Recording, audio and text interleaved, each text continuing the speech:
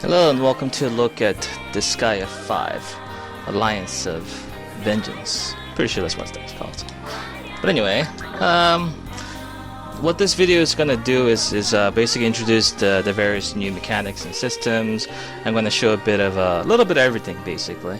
And just be aware that I'm going to be going through the character roster. I'm not going to be intending to spoil anything, but you're going to see characters you're going to get in post-game, some secret things here and there. So if you want to avoid all things spoiler relating this game, just don't watch the video. I just can't help it. Like, I can't bench these characters or anything that I know of, so it's unavoidable. But anyway, okay, here we are. So this is basically your hub area, your pocket netherworld it's called. And Metal Gear Solid 5 Ground Zeroes update file installed. Okay then. Yes, excited for Phantom Pain. Yep. But anyway, as I was saying, this is your hub world. This is where you go buy items, you kind of tweak your gameplay settings, recruit people, and there's this annoying DLC merchant here, which I'm not too fond of seeing right out in the open. It's just like, DLC is better left to menus and stuff. But anyway, here it is. It's actually a fairly large area. And what I did is that a lot of the shops and everything were actually put in different locations. As you can see, they're kind of all clustered up here. Kind of looks a little claustrophobic, but at the same time, it's for ease of use and access, because you're going to be wanting to hit the cheat shop and the land of carnage and back and forth, going to the item world, the interrogation. These guys were all like down here and everything, and nobody wants to go down there. Let's run all the way up here. As amusing as it is to do screw attacks everywhere. But yeah, so what I did, I just went to the netherworld editor, and you can just go default interior, and you can just kind of move guys around. Yeah, handy little feature. It's not completely necessary, but it's just nice to have. Like, you can also build another world from scratch as well. Like, for example, I find myself buying a lot of items or something. I'll just be like, just move this lady over here, right here, and that'll just save. But items and armors and stuff are pretty irrelevant at this point of the game, so I don't really need it. And as you can see, there's all these shops. I might put the curry over there, but I'll go into that curry alchemy shop. These are kind of your data and memory, so you can go back and see your data for how long you've been playing this game and see skits and stuff, which is another thing I'll get into later. But yeah, it's pretty nice, pretty neat little system. You can also do something crazy, like you can make an entire new netherworld for yourself using parts that you purchased. And I could actually, I guess, can I just buy all or something? No, there's no easy way to buy everything. I'm pretty sure I can afford this stuff. I think I have 1.6 trillion. Yeah, that's enough. But I'm not much for like interior decorating. I think the one that they gave you looks pretty nice, and you know, it's functional, so that's good enough for me. But if you're into the whole like, I like to build my own base and stuff, yeah, it's in there, which is neat. You also have the ability to go to the map editor, where you build your own maps and you can upload it so other people can play it. I actually uploaded one early in the game where I put a bunch of level 99 characters in this area with a bunch of experience boosts so that people can get levels off of it. Because level 99 enemies actually are counted as level 300 enemies in the Disgaea games. So you can imagine a 9x9 level 99 enemy cluster is a good way to level up early if you're having issues with the story mode or something, because there are better ways to level up, some of which I'll go into. There's the quest system is actually new for Disgaea 5, so let's take a look. Whoop, didn't mean to click on you, Seraphina. And as you can see, there are these quests you can take on. And most of them are pretty simple stuff. Kill X enemies, attain a certain amount of stats and whatnot. Some of which I've actually already hit, I think. Yeah, I've done. Yeah, this I can turn in instantly. So you just pick up the quest and just go to a review quest, and boom, it's already done. Get an item. and then sometimes it unlocks another quest. Some of them are a little bit more complicated, where they pitch you up against some bosses. One of which I'll do actually.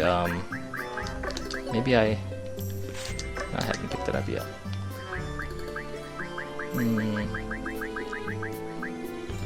Yes, this is the one. You see, the item is kind of like a red, pinkish item, and that means it's a Land of Carnage item. They have much higher stats than regular items, and the enemies that you have to face to get them are typically much more difficult to get.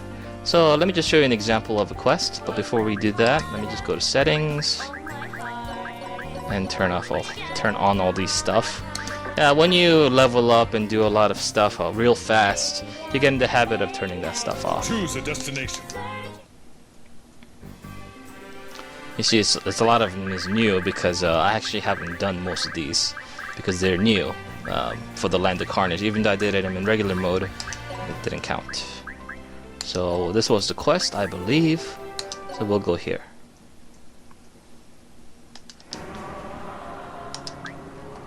And you saw the netherworld effect there.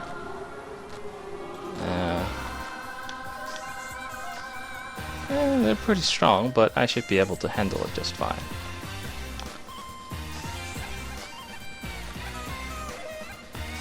Yeah, this is Land of Carnage, so as you can see the stats are already maxed out at, well, the levels are maxed out at level 999, and they're already in the millions of stats, which makes them pretty difficult to beat, but I have also powered myself up quite a bit for preparation of things like this. So this is a skill that you're gonna see me use often. It's kind of a new skill. It hits the entire board with a 50% chance. I mean, it can miss, but when it does hit, it's pretty devastating. And the variance on the damage that you get is actually pretty great too. But it's good because I have a bunch of abilities, or abilities as they are called, tied with them in order to make them make the skill particularly good. So I'll just do this. All right, let's go. I'll show the animation first, and then afterwards I'll skip it. Yes.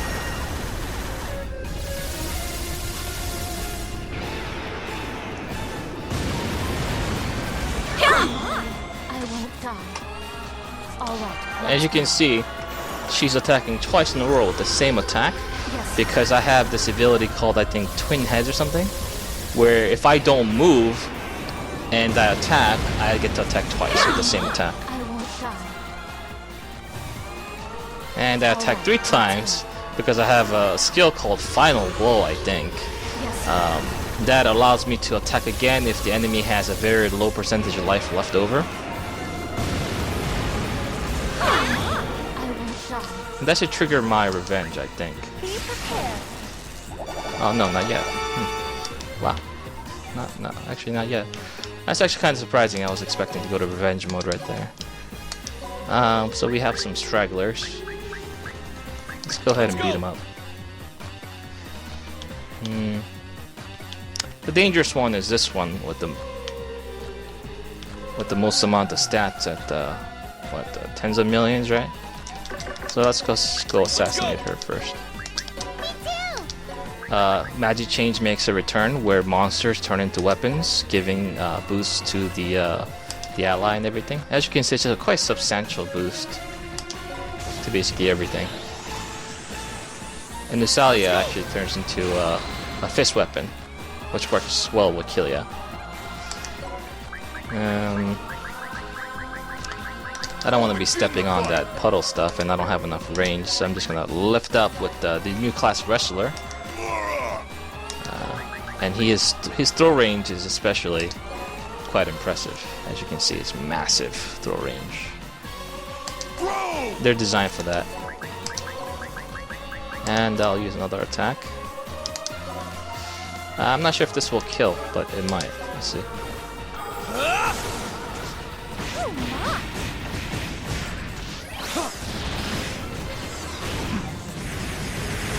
Yeah, I think it'll kill. Ultimate demon technique! Ultimate skill! Macrocosm! Oh my! Oh no, it did not kill. Bummer. I might actually be in danger of dying. Worst case scenario, I could still finish everything off with the the Sage, aka Beldendi over here, but still dangerous. And my other characters are actually not really fit for fighting because I haven't leveled up too much. This map is a lot tougher than I imagined. Here's Asagi.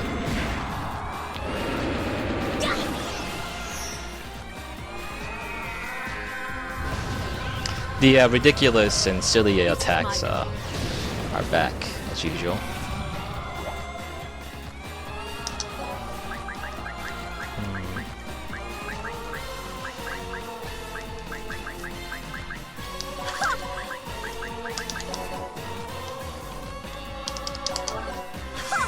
Some magic attacks, why not?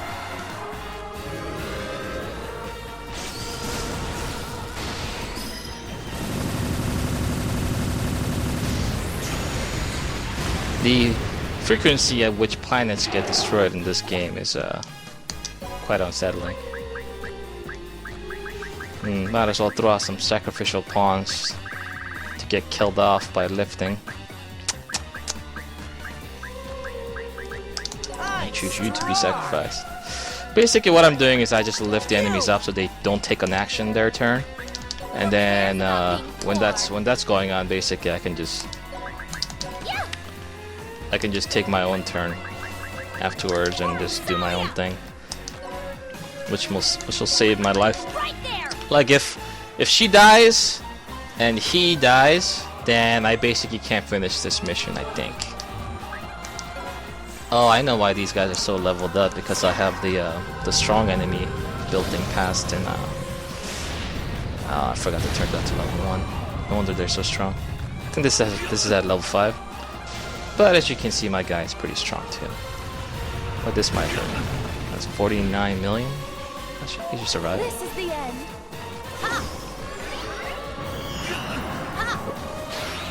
Time for some counterattacks.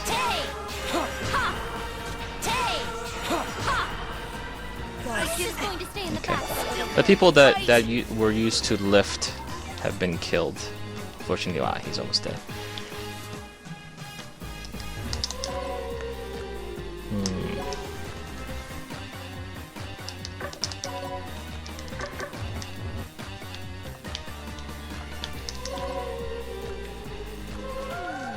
Let's see, how should I do this?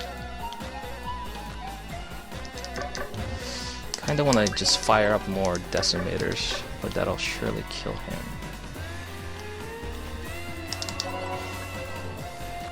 Oh no, I can actually just walk back. Cool. Okay, that saves me some trouble. And what I'll do is that I'll boost her attack up even higher.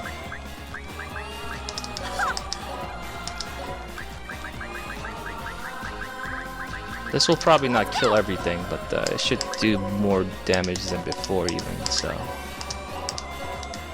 That's a new class called a Maid. She has a lot of good support abilities. This one increases a special attack damage of your ally. Magic boost, increase her intellect even more, even though she already has like something like, what, 30 million or something? It's not enough. Yep, skip. Seen it. One more time. Oop. And now revenge. And revenge is something that you've seen the enemies get, but now I'll explain what it does.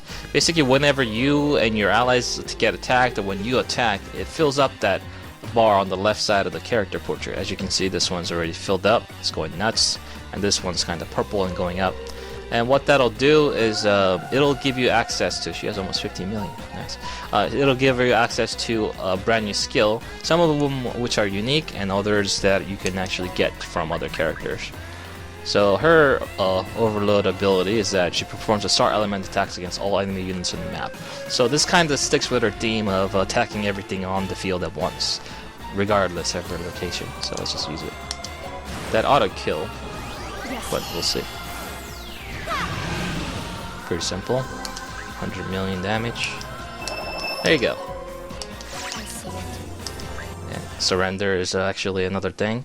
Instead of enemies being captured, now you have the idea, you have the whole surrender and interrogation thing. But let's go turn this quest in real quick. This is a line of quest in the Land of Carnage series, which I'm gonna have to finish up eventually.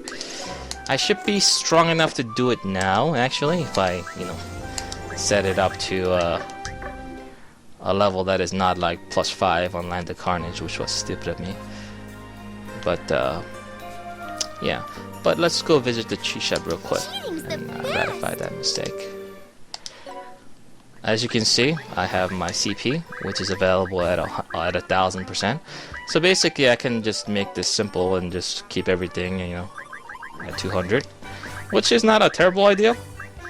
But at this point, like, I'm at max level, so why do I need experience? Whenever I need mana, I'm just gonna, you know, farm for mana by myself. And the weapon mastery and special skill, the characters that I use generally have these maxed anyway. So I just kind of leave these off too. But at the same time, it's not like I really need money at all with like over a trillion hell. So HL, I think that's what it stands for. So I'm just gonna keep it simple and just, you know, just like, there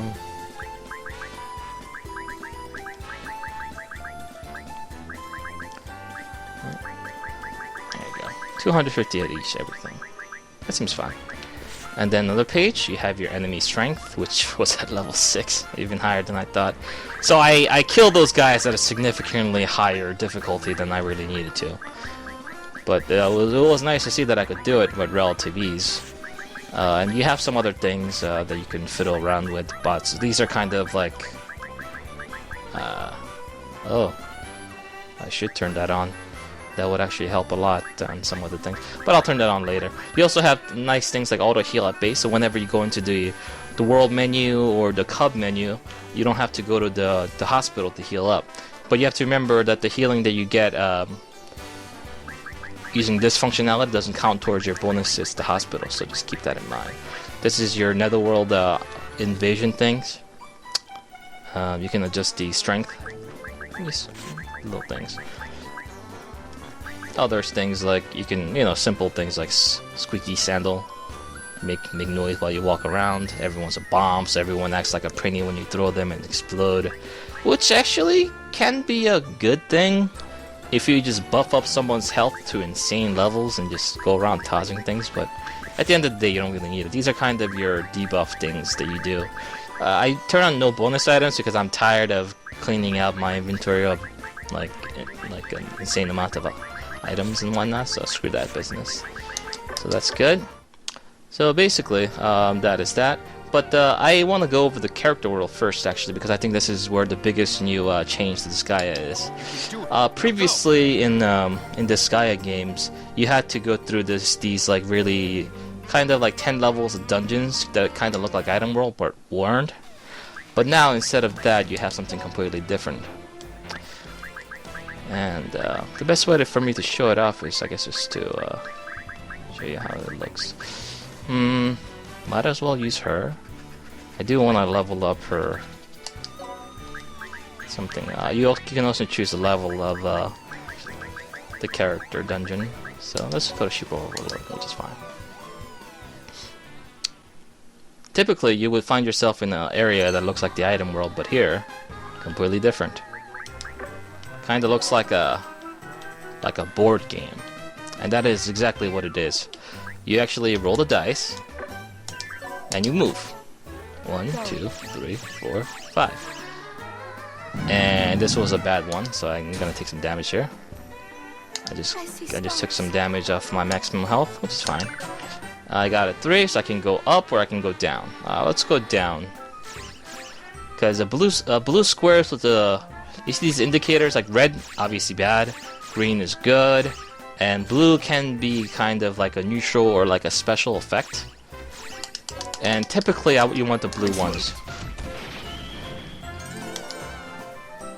And here's a present, so it was an item thing. Okay, this one will increase my stats slightly. Awesome. A bit more int, always nice. I got a new skill. Awesome. Normal soul. I actually don't know what that does yet.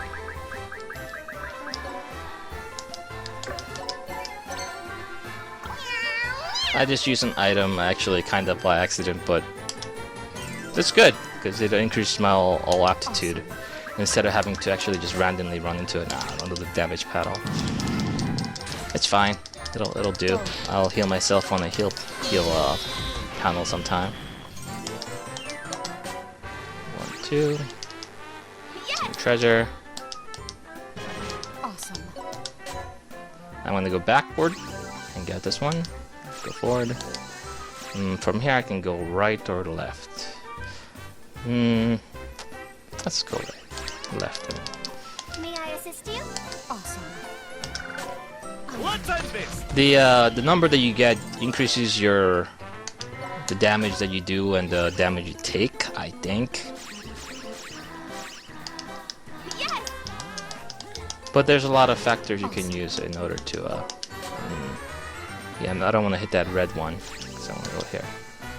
Come on. It seems counterintuitive to go backwards sometimes, but I have a lot of functionalities that give me plenty of turns in order to get to where I need to go, so it really doesn't matter. Go this way. Come on. Awesome.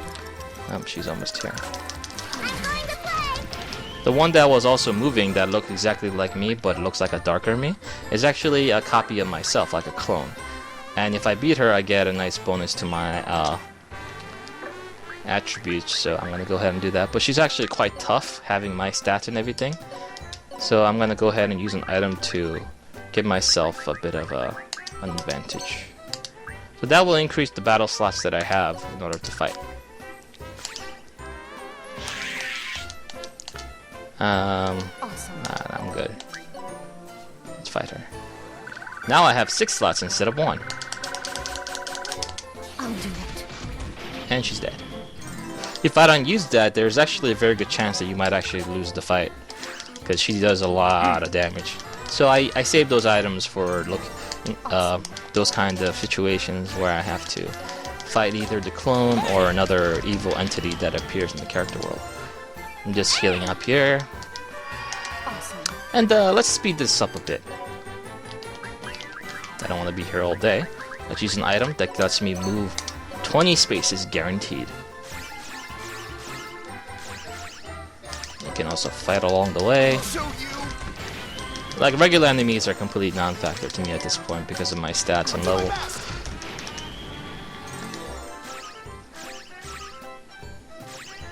I thought that was an evil clone for a second, but then I realized, let's see, 5 spaces, so I can go here. Don't want to take the damage, I'll just go here. Hey! Awesome. Let's take a 12. Typically, it depends on my mood really, but I usually have the patience to just go through the thing normally, or sometimes I'll just try to teleport if I want to try to quickly go to the end. But in this case, since, you know, I'm recording a video, I'll go relatively quickly and show you what's at the end of this. Oh, this was a bad one. I see stars. But this would make my moves set amount for a certain amount of turns, but I'm not gonna have that. I'm just gonna use an item to override it, because ain't nobody got time for that. The 4D printer's a nice item. And I'm actually gonna go this way because I forgot to show something off. Oh no! No! No! Ah, oh, damn it! I see stars. Can I have something too? I made a mistake. I see stars. Well, I couldn't have anticipated that I would get a war panel there. But now I'm 45 spaces to the goal again. God damn it. Okay. Awesome. I can't. This mine thing over there is gonna give me a -2, huh? Fine, whatever. I see stars. That upsets me. But what I was gonna show, or rather highlight, is the total bonus thing on the right side.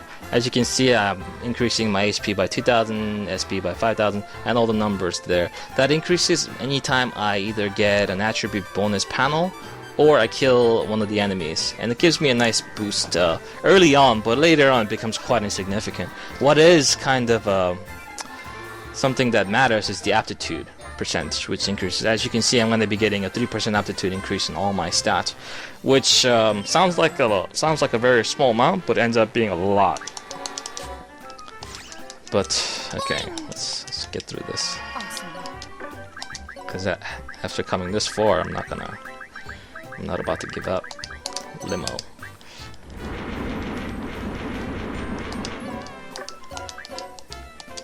Here I go. Yeah, I don't care about those lucky bunny boards. First class, baby. If I go that way, I'll hit the damage panel, but I don't care. I have so much life, it's irrelevant. God damn, I can't believe I stepped I in. see stars.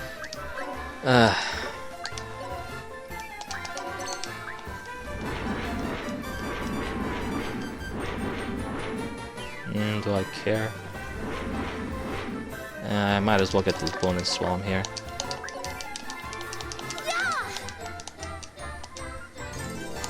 SP up to 2x2. That's very nice.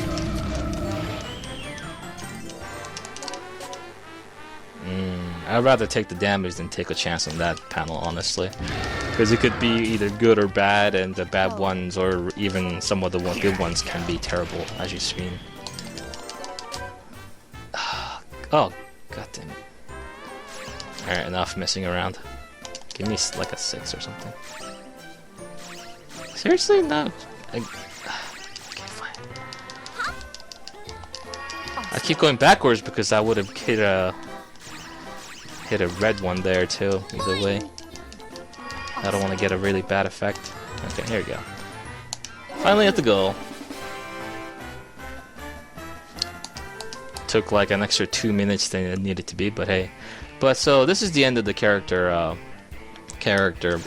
world, and you can actually use this to increase your your ability slots. You can share skills that you might have.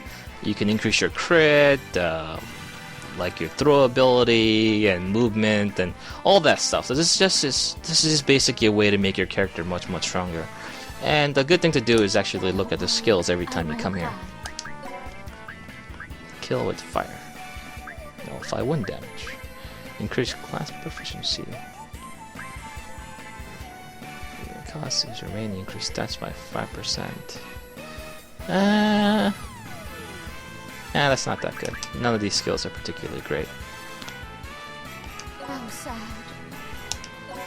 But since I'm here, I might as well express some common abilities that I have. She has some really good ones, actually. Like Violence is a particularly good one. Career Master, if you're leveling characters up. And growth ones are also very good too. If I'm leveling up another character, I should probably transfer over Ultimate Smart Guy. But I mean, I can get here relatively quickly, so it doesn't really matter which one I decide to do. But for overall stat gain, I'm just gonna go with Violence. There you go. I got my aptitude. So this is basically the new character world. I like it. I like the change. I kinda found the other character world variation to be way too similar to the item world. So having this new gimmicky board style thing, which you can actually get through pretty quickly using the items and everything, or with a bit of luck, it's a nice change of pace. I actually like it. The item world and everything remains relatively unchanged, but I'll delve into that a little bit too, but not too much. But before that, I want to go over some of the new systems, like the squad system. Squad is something kind of that existed before, but it was used in a different way. Now it's just basically just straight up squads. And some of them have some rather extreme effects. So for example, you can actually have an Innocent 8 squad, which is essential to leveling up Innocent. You're able to use a thing called the Innocent Farm, which I'll go over in just a second, and your growth rate is able to increase in this farm. And these are kind of my hostages that I've captured. Actually, this was from that stage that I did before, the first stage that I did. These are the people that I captured. But what happens is that when you capture people...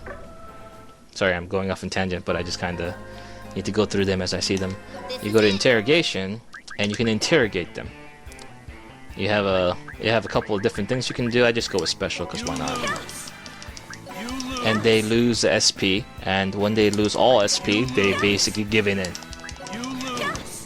Nothing too visually disturbing, and it's no Criminal Girls where you gotta be popping balloons and doing touch. Oh, thank God, it's not. God, I hate that game.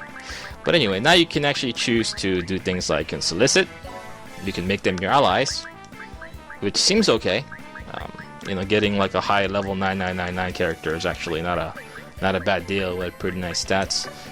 But that'll probably be more useful later down the line when you're capturing people with tens of millions, 20, 30 million skill stats in each one. But this is more important because you can actually extract their stats. Not all of them, but a decent amount to actually make this thing called the magic extract, which you can use on your own guys, which ends up being a vast majority of your endgame progress. You can release them and welcome as a citizen of the underworld. I've actually never done this before. Maybe I'll do one. Yeah, sure, why not? Here, Serena, you can be a citizen of the underworld. I don't even know what that does, but I just did it. For the rest, I'll just extract them later. But you use the prisoner system to get new allies, kind of like the capture system from before. And then now you have the innocent store, which was a nice addition, I think, in the...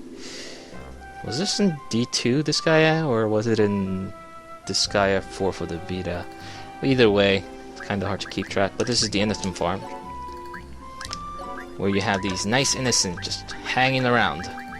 And when you see the stars on their names, that means they can't grow any more than they have. So I'm just gonna take them out. Good work, boys. Actually, I'm gonna take them all out, and what I'm gonna do is I'm gonna actually go to the innocent management. Go here. Oh, I never took these skills off. Oh, damn. That was stupid. I'm gonna go here, and I'm gonna combine all of them that can be combined.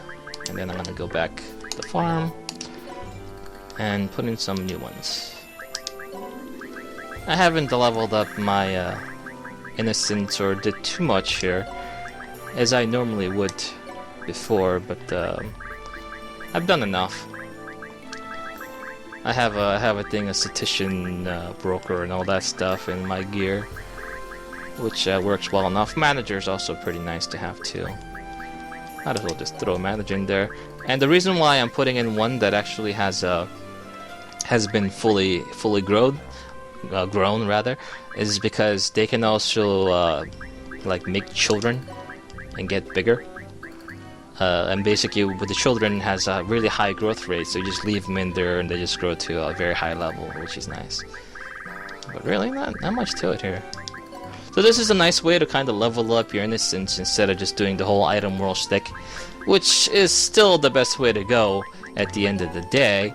But it's nice to have something alternative to leave, like the rare stuff in here and try to make new copies of it and stuff. It's a nice addition. I like it. I wish it was kind of implemented a little better, where it was a little clear which ones you're gonna get in the long run and everything. But it's kind of random at this point. But that's that.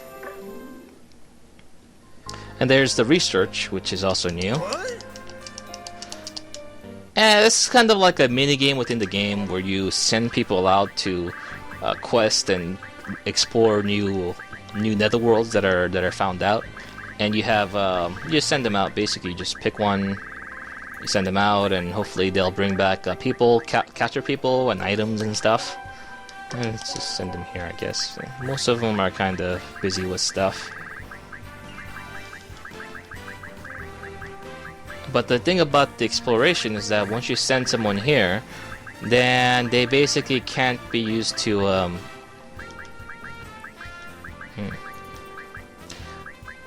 they basically can't be used to fight at all during the actual gameplay. So it's kind of something that you need to be wary of, because if you send people out in an exploration, it makes sense that they're no longer at your base to be used. So what it does is that, just like with the innocent farm and this, it all goes by battle time. So whenever you go into a fight, the more rounds, the more, you know, the more time you spend in combat, the more rounds and everything. The the quicker they come back. If you just stay in the base all day, they'll never come back. You gotta go do stuff, and time will pass within the game world, and then you can do stuff. There's also the recruiter. It's pretty simple, really. Nothing too much to it. You just go here and recruit people. And as you can see, I've unlocked all the ranks of all the classes. I mostly did it for completionist sake, and I also wanted to see what skills it would unlock. I'm a big fan of kind of min-maxing and just trying out different new skills combinations and whatnot. So that's something that I did. There's skills that you can do. You can also learn abilities, which is their take on abilities. These are basically the standard ones that you can buy. There's like character specific ones, and there's also things called subclassing, which allows you to take on a subclass, and you can learn abilities from their class, which actually ends up being very useful and essential to your character growth at the end of the day, because you want to be able to, as you can see, have every subclass mastered, because why not? It's easy enough to do on a powerful character that I've been building up, so I did. And what happens is that allows you to unlock these, or rather purchase these abilities, which I have a lot of. 277 that I'm not using right now. I think this is basically all the ones that you can get from normal monsters and stuff. It's a lot, but luckily they're in categories, so you can actually maintain a decent list without getting too confused. But let me go over some of the ones that I have. These are his 2 standard ones. They can't be replaced. But these 2 unique slots I opened up by doing like side things, like killing a secret boss, unlocked one, and the other one you have to pass a bill, and there's one more you can unlock by killing another boss, secret boss, which I haven't done yet, which I might do tonight. But as you can see, some of them are pretty great. Like Mass Blaster, for example, increase the damage dealt by target's attack times 10%. So basically, let's say if you're attacking a 3x3 area, 9 enemies, then this should increase the damage by 90%, which is, you know, quite nice. Greedy Disposition, increase the stat by money earned times 3%. Since I own like a trillion, I should have all the stats in the world and then some, but it has a cap. I don't know what the cap is, but it's probably something like, I guess I can math that up and figure it out, because I can just take it off and put it on. But honestly, I can't be bothered to do so. It's a decent amount, you know. I mean, I'm at 19 million with it. I'm at 15 million without it. So, you know, it's a nice percent. I can't complain. It doesn't have any negative side effects either, so it's just nice. But this increases my stats, but only earns 50% experience. Who cares about experience? I'm max level, and I can get to level 9,999 in like half a second. Doesn't even matter. Mana scarcity, kind of the same business. 30% mana, increase attack by 50%. Who cares about mana? Over limit, special skill increased by 50%, but drains SP at 10% each turn. In a long drawn-out fight, this would be bad, but most fights end in like 1 or 2 turns, so it doesn't even matter. Oftentimes, you won't even get to the end of a turn, so that won't proc ever. So if I were to do some other stuff, I could also put in things like Taste of Victory, increases stat by stage clear times the current map times 1. Let me slot that in, I'll show you what that is like. And the problem with stats is that there is a cap. For example, increased stats by 30% cannot be lifted. Very nice. However, let me slot that in. As you can see, my stats have only increased very little. 30% should be a lot more than just 1 million.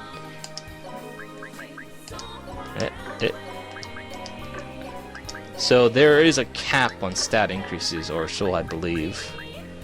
But it's still a pretty nice skill, so I'll use it anyway. I mean, you know, it increases a lot of my stats by something like 1 million or 2 million, so can't complain.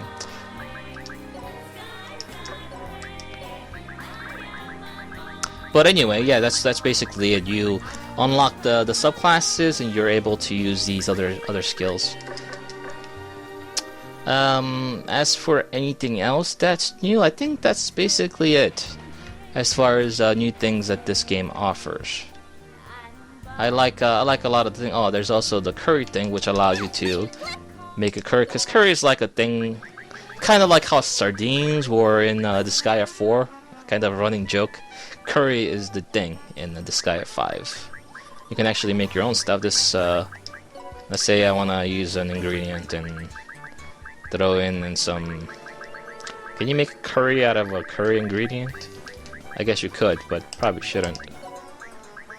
Maybe like whatever, elixir, and throw in some taiyaki.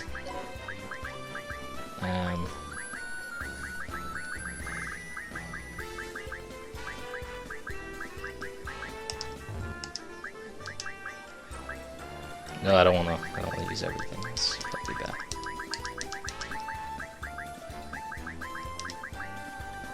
Confirm? Yeah, that's fine. Damn it! Okay. No. Do the thing. Controls get weird sometimes. X. Okay. Pad. Okay. Create curry. Elixir curry, elixir flavor. So, I want to eat the curry. Now I have the curry effect. And you're gonna notice that my character's HP have increased by quite a lot. So I was at like what 48 million health before, but now I'm at 198 million. It has a certain amount of duration. I heard there's a way to make the duration something like 100 days, which is equal to 100 battles, but I haven't figured out how. I haven't really haven't messed with it too much. But it's nice. It's like a thing that you can do. It actually makes use of the items that you don't really have any use for, so there you go. There's also an alchemy shop, where you can leave an item to be here to be synthesized. So you can be like, I want some mana potions and diver number 10. And it'll just keep pumping them out as you go into fights and stuff. And some of them are pretty nice. Like I like the Philology and Diver 10 item especially, because Diver 10 allows you to dive 10 floors into the item world instantaneously. So if you have 100, if you have like 10 of these, then you can go directly from floor 1 to floor 101, I guess, instantaneously. It's really nice. Okay, as you can see, there's all these characters walking about. You can talk to them if you want.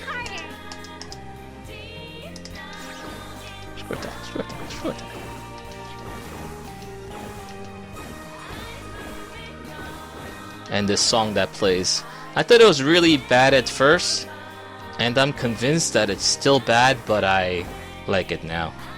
That's what happens when you listen to a song for like 60 hours. But I guess I'll end things off by going into the item world for a bit. Or should I not? No, instead I'll just spend the time showing how you level up in this game very quickly. Choose a destination. Let's do this instead.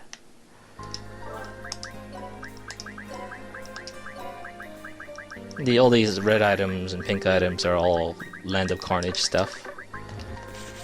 Let's go here. Take that stuff off. And the reason being is that I've loaded them up with stuff. This has a lot of statistics on it. I could level this up even more, but then I learned that I can get to level 9999 instantaneous anyway, and then I thought it was kind of futile and pointless to do so. Broker's just kind of there for more money, but once again, I have over 1 trillion, so who cares? But there's that. So let's say I have a character that is level 1. For the sake of the example, I might as well reincarnate someone, because why not? It's quick enough. There's someone that I need to reincarnate. Let's go over the stats. Like I said, you know, it might be a little too late already, but spoilers and whatnot, but with all the characters that you can get. You want to check the reincarnation type, make sure everyone is at 5. Well, Golden is not at 5. So, Seraphina and Goldion definitely need to be reincarnated. Because I think the first 5... Oh, Kristoff. The first 5 or 6 times a unique character gets reincarnated, their aptitude increases by 5% all across the board on everything, which is very, very significant. So, what I'm gonna do before I do that, let's just reincarnate them straight up. It was, I believe, Goldion. Let's go 2, 3, 4, 5. 1, 2, 3, 4, 5, 6. He's a fist user, so this would be good. Attack and speed are both equally important. I also need to love. I'm surprised I didn't reincarnate Seraphina too many times, honestly. Kind of surprising. 1, 2, 3, 4. 1, 2. That's good enough. I can also change her color up too, but I think her original design is fine.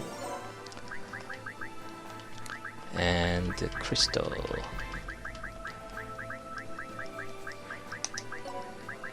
I'm not gonna go into anything about these characters or who they are, because, you know, what's the point? Play the game, find out for yourself if you like. Yes. Original characters, why not? So, now that there are all level 1, as you can see, these 3 characters are kind of weird looking, being level 1. I can just go to the squad, which shares experience. Members get to share 10% of the experienced the leader. And then I increased it by 10%. I increased it by 15% there. So it's at the maximum. So I'm gonna put Kilia as the leader, and I'm gonna put Goldion, Seraphina, and Christo, who are all level 1. Let me just go here. 1, 2, 3, 4. 4 is already good enough, I believe. Choose a destination. Go to martial training. This is actually something that unlocks over time as you play through the game. If you find yourself stuck, feel free to level up and find a decent map to level up in. But at the end of the day, if you want to do some hardcore leveling up, don't bother until you reach the or near the end of the game, until you get to the first couple of trials. Because once you hit the 2nd, 3rd, 4th, and final trial, the leveling up becomes just substantially easier, especially the final trial, which was designed for the leveling process. As you can see, these very innocent looking things here give a bonus when they die. For experience, this one's for experience, this one's for weapon, this one's for skill, weapon, and skill. You actually only need to kill this guy to win the fight, but since I'm here, I might as well kill everything. I'm gonna go overboard even though I don't really need to. Just to guarantee a 100% chance that I'm gonna kill these guys. Honestly, I could probably fire it off right now and then it'll be fine, but whatever. Might as well.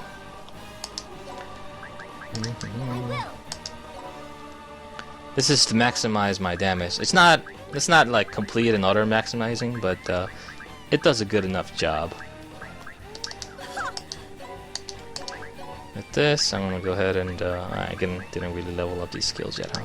That's fine.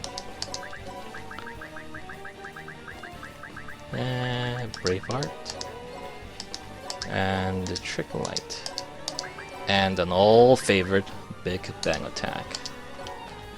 Thanks, Vegeta. Increase my speed, increase my attack, increase my skill damage. Master! Let's go.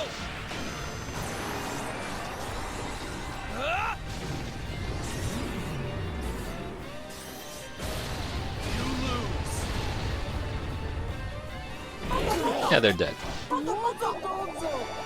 Okay, one map. I even took longer than I needed to because I'm, you know, showing off the animation and everything. And, uh-oh. I screwed something up.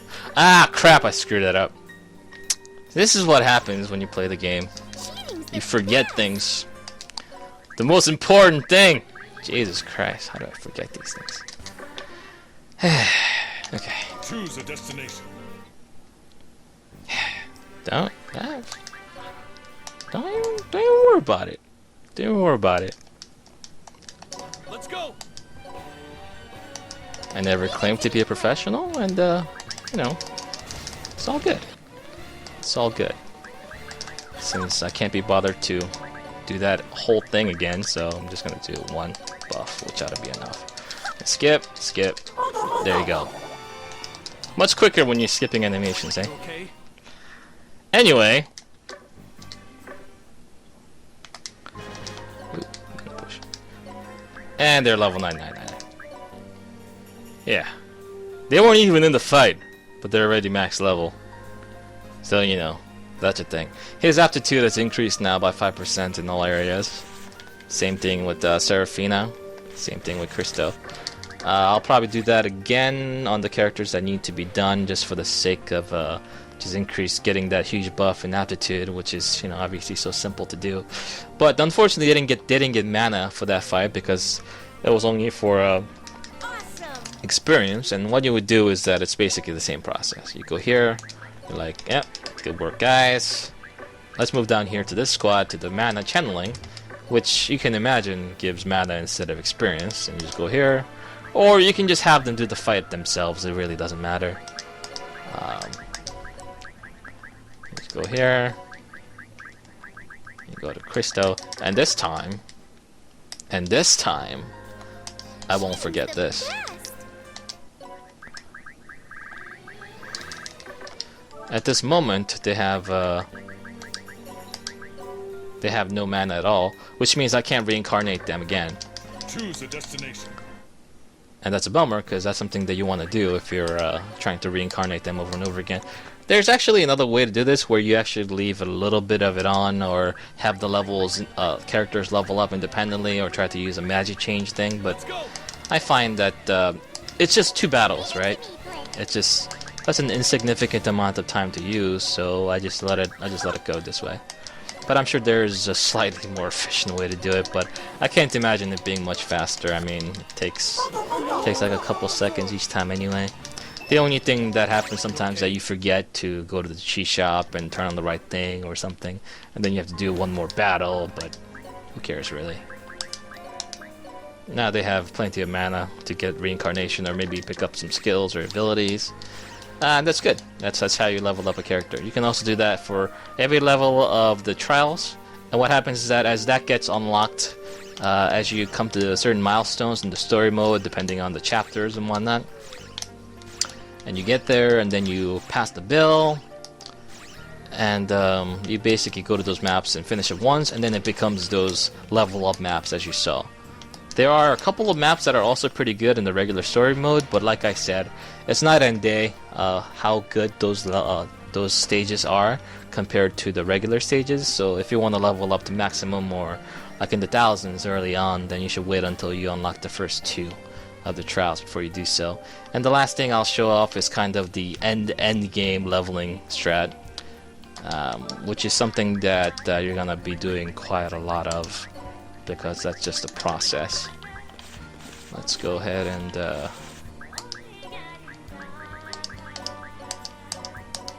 go here. Once again, mana is irrelevant. I don't even care. Get rid of that. So let's just go.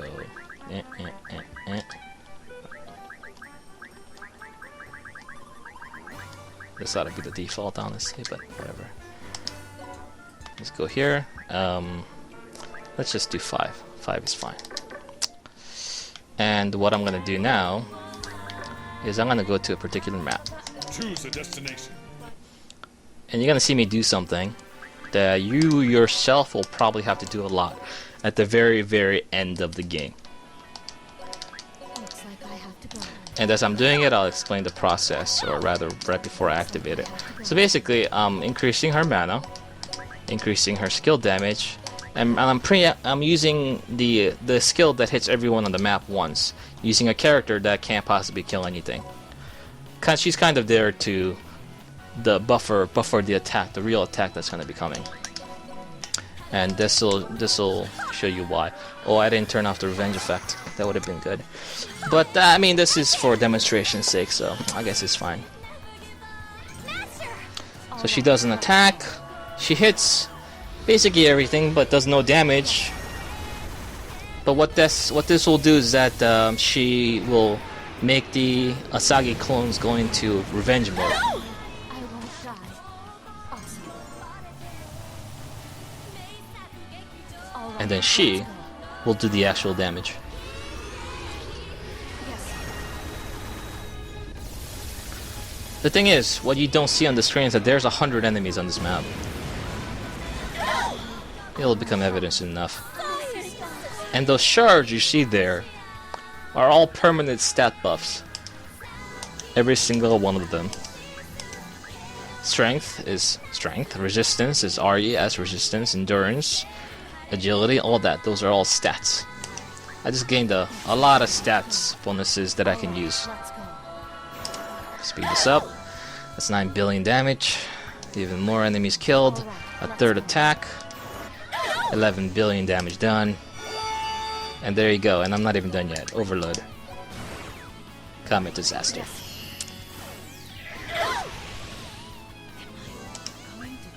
And the stage is complete. And that's not all.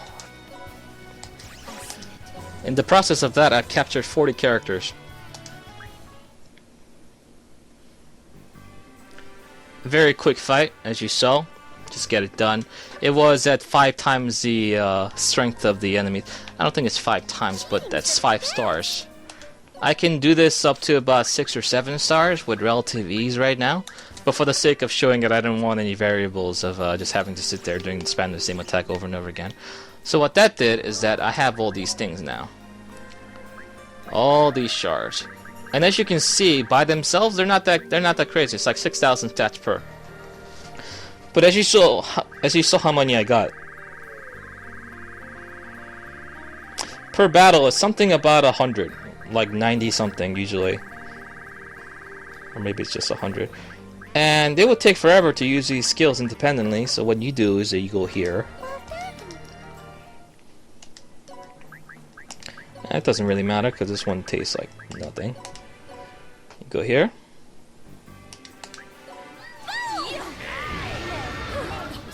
Yep, they turned down my bill. How dare they? Luckily, this is another world. And much like our reality, money is power. I'm gonna go here and do one more thing. I'm gonna also condense the magical extract, which I'll go over in a second.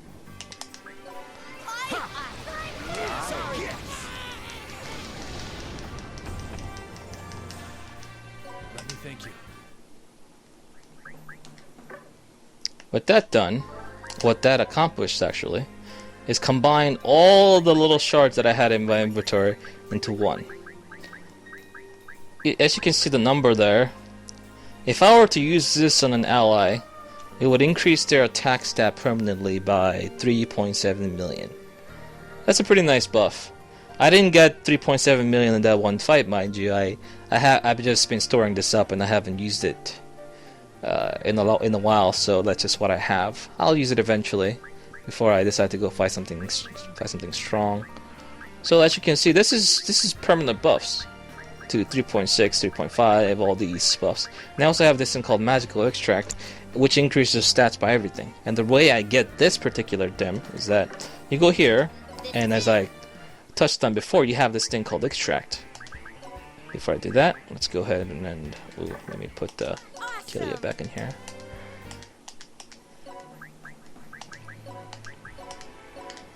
There you go.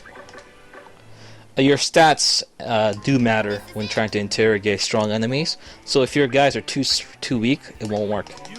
It will do no damage to the enemy at all. And if you can interrogate them properly, then you won't be able to extract their power, like so. And I just got a magical extract. This was from one fight. And this was from one fight, and it has an ability to give 68, about basically 70,000 to all stats, along with HP and SP to a friendly when I use it. And the way I would use this is, I guess I'll show a demonstration. I'll combine both right now. I combined it previously just to show the difference between the one I have and the one that I just got. So I've combined it. The magical extracts don't pile on as much as the shards, but they do pile on, so keep that in mind. So I just go to any map, really, it doesn't matter. My map of choice is usually the first one, because why not? And the characters that you want to increase the stats of, I concentrate mostly on Kilia. As you can see, his stats are pretty nice. Not quite at the level that I'd like. I want max levels and everything, ultimately. And also Isalia, who I use for her intellect power and also as like a magic change thing. Do that. Asagi, who I use mostly for like the item world. Use also Beldendi. She's basically my go-to spellcaster destroyer, as you saw the work that she does.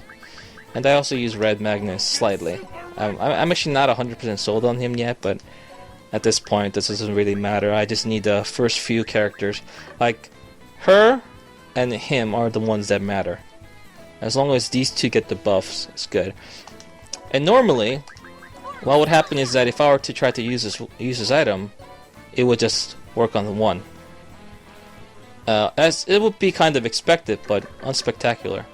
However, there's a class called the Maid that has buffs involving items.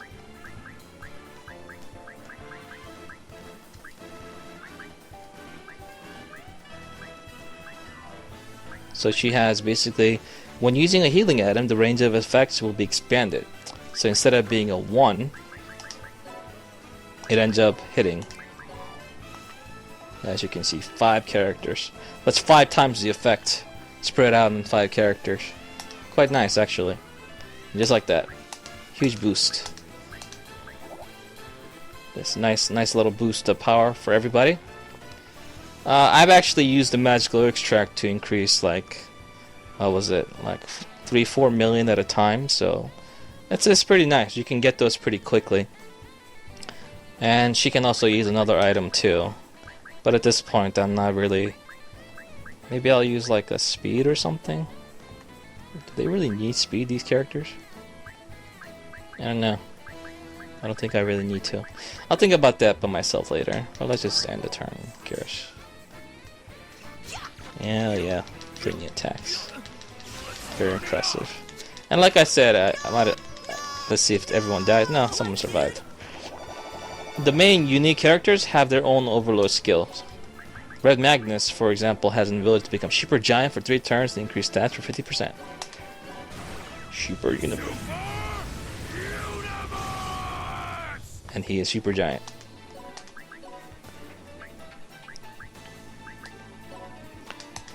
Kind of an overkill against a level 12 Pridney, but why not?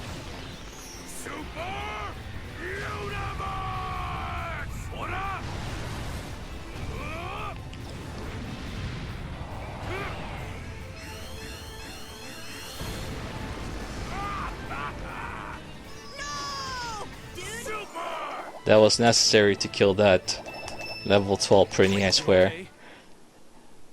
But yeah, so you just level up that way. You did the reincarnation to increase your aptitude a decent amount. You did the character world also to increase your aptitude, increase your ability slots. And then you did the whole killing 100 Asagi over and over again to get the ability shards and the extract that you get in order to give permanent boosts to your characters. And I believe that is basically the end game as far as how much stats you can get. As you become more powerful, all you do is you just go to the cheat shop and you increase the stats of the enemies. What it does is that every time you increase the level, they are stronger, but at the same time they give you more stats when you extract and when you get the shards. So I'd imagine when you're doing this at levels 20, which is obviously something that I'm gonna ultimately shoot for, Probably when I'm at like level 99 million intellect or something, I'll go for this. But for now, I usually hang around at like the 7-6 mark, depending on sometimes if I want to deal with the bad RNG of having to go kill the boss of that area. At the beginning, I started out with like 1, and then as I got stronger, put in more stats into my character, we just kept going up. Now it just becomes more efficient, and that's just how you do it. And the last thing I want to do, and this is kind of neat, is because I feel like this is something that the game should have had a long time ago, but it just got in this game, so it was nice to have. And they are combo attacks, combo supers. So basically, you have all these unique characters, and it's nice that they have these unique skills, which are quite powerful compared to the generic counterparts. But what's even better is that you have these skills. I got it! I got it! So for example,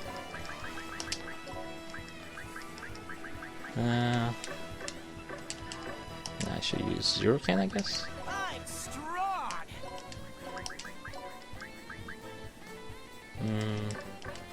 What? Who does he have skills with? Oh, okay, it just lists him here. So he has a skill with Seraphina, with Rag Magnus, and Eusalia. Eusalia is kind of like a buff thing, so I don't want to use that. I guess I could show the Red Magnus one first. So when they're allies, I think it has to be directly adjacent to each other. No, it has to be somewhat close to each other. I think it's got to be in this range here, like this panel circle. Let me test that. Yeah, this panel. So it works over here too. Now I'm able to use a skill that I wasn't able to use before, and some of these skills are quite powerful. But I also like the way they look. Hurry up, let's go. And it's cool that these unique characters that you have in your roster have these synergy attacks. As the story continues and they get to know each other better, it's fun. It's a good idea. And I feel like the other game should have had something like this too. And some of those skills are actually quite crazy. All the main characters, so Eusalia as well. Let's see.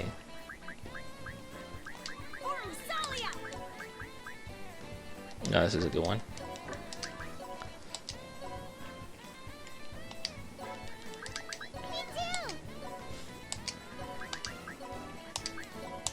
That's a huge radius, right? Like, I think this is the biggest attack in the game. That's a lot of space to cover.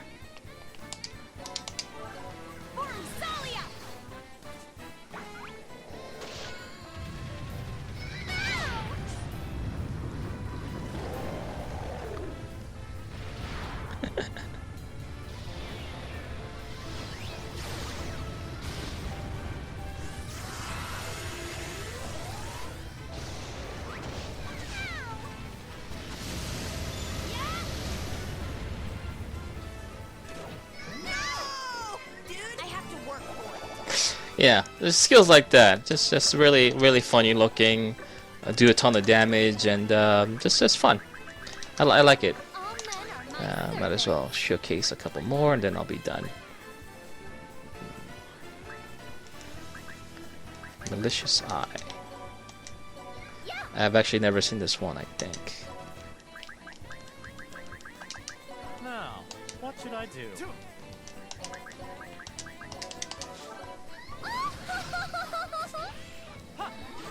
Being beautiful is a sin. No, dude. Right there. No, dude. That was a pretty simple attack. Nothing much to it. Is there a character that I haven't done? Zero Can, right? Do you need my powers? Might as well finish up with the last attack. Well, actually, this guy's gonna try to attack Killia and just kill himself. Alright. It's fine. No, dude. You okay? And there's everything else you expect. There's the endless item world. This netherworld research is going that I put in earlier, if you remember. It's at 50%. It actually unlocked a new place I can go to as well. When it's at 100%, or if it fails, they'll come back and they'll provide a little report with all the items and characters they got. And that's basically it. I think that about covers everything that I want to talk about.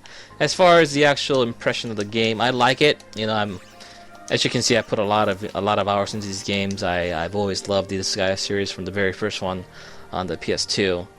I played all of them. I tend to beat all the post-game content as well, including the Bale fights and all that jazz. I plan to do so here, but I gotta say, my biggest complaint with this game is that the post-game is actually not nearly as extensive as I expected it to be. Like, there's no, spoiler, but there's no Laharl or Edna or Flan, which, you know, just, it's almost like an admission not to have them at this point. I understand that they're cameo characters and everything at this point, but they are in every Disgaea game. They're coming as DLC characters, and I find that a little unsettling. That's something, you know, those characters and a lot more other unique characters are all part of the package for DLC. But here, all the DLC characters outside of, or rather, all the side characters outside of Asagi are basically characters that you met in this game. So, you know, it's just kind of unfortunate. This game has a lot of really funny lore to go on. You know, where's Zeta? You know, where's Zeta Beam? And where's you know, Laharl, Flan, Edna, the cast of, like, where's Mao? It's, you know, we could add so many characters in here, and you know, they have all these little fun little quirks with their conversations, with how the different main characters interact with each other, and that's fun. But it just feels like they cut some corners. I feel like this game was maybe a little rushed. That could explain the kind of minimum side activities in the game compared to before. I don't know what the DLC is going to be priced at or anything, but I'm a little disappointed, honestly, as far as the whole post-game goes. And considering how important post-game has been to the Disgaea games, with how powerful you get your characters and everything being a focal point of the experience, I feel like that's kind of a misstep. I hope they go back to their roots with the next Disgaea game, or maybe all the DLC will be free or something for this game. But excuse me, I highly doubt that. They'll probably charge like per character or per scenario or something. That's unfortunate. I don't like seeing that. But yeah, I think that's a very lengthy look at Disgaea 5 Alliance of Vengeance. I hope you like what you saw. I enjoyed the game overall still, regardless of its fault of the post game, and I hope you will too if you like such things. Okay, thanks for watching.